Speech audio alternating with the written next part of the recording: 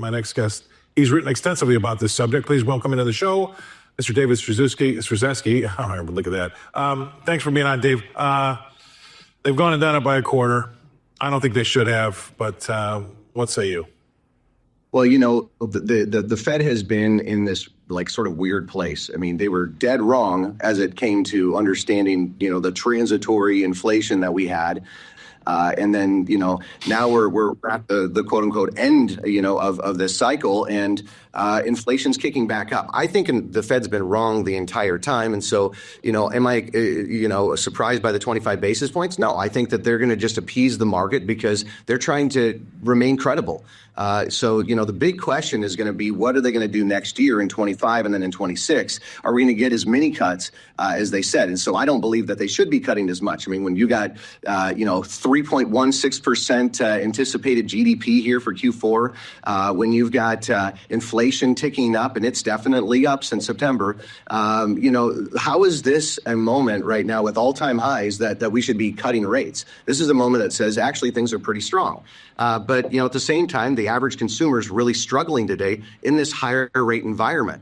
And so we're in this very weird spot. And so we have to remember something, Scott, and that is that the stock market's performance is not actually the health of the economy. If the health of the economy is determined by how the average consumer is doing, 70% of GDP historically has been accredited to that consumer's ability to spend or not. And so a higher high long term is harder for that consumer. I think this ends in not so awesome of a way, but ultimately here, you know, this could lead to the 10-year Treasury going higher, which I think that, you know, would be, you know, very detrimental to the United States given the high expenses that we have right now in Treasury expenses. So we'll see how credible that we remain here as we continue to move forward.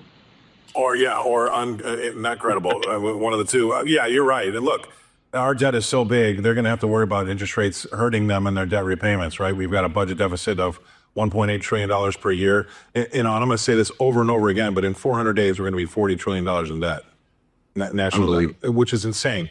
And so they have to abandon this 2%.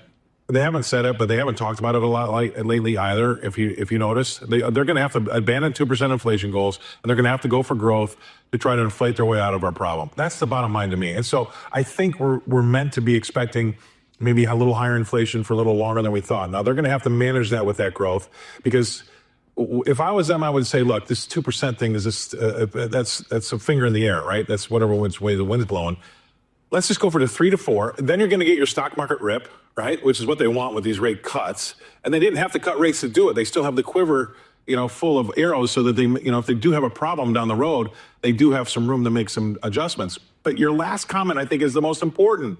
4.5% is not that high. What do you want it to be? 0? But the problem is we were at 0 for 15 years and everybody got used to that sugar water. Right. Yeah, absolutely. And you're exactly right. So what are we going to do? Cut down to 0? In fact, if we saw a significant rate cut, which is what the market's expecting because it's healthy and everything's, you know, just coming in as a Goldilocks moment right now, that actually would signal to me that Powell recognizes weakness in unemployment, that he recognizes that things are actually falling apart. So you're right. We need to remain a little bit higher here, because when challenges occur, what's the Fed's answer? What's the Treasury's answer? We're going to be bailing out the system. That's our only solution. But here's the point. Right now, we have the most pro-growth president probably in the United States history.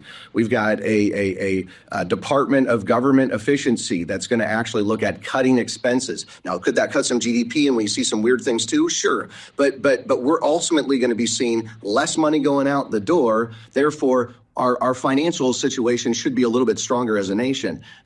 You know, this is what the United States people need to be doing as well. We need to be cutting our expenses. We need to be looking at this. President Trump's not getting in and fixing everything right off the bat. I think that we're going to have a lot of challenges going forward. And so there's no simple answer to this. But, you know, you and I are hypothecating about, you know, what's going to happen next and how these things are going to go. And literally there's no answer, because all the cuts occur, guess what? It's the bad stuff that's happening, although that's what's anticipated as the good stuff. So, you're right.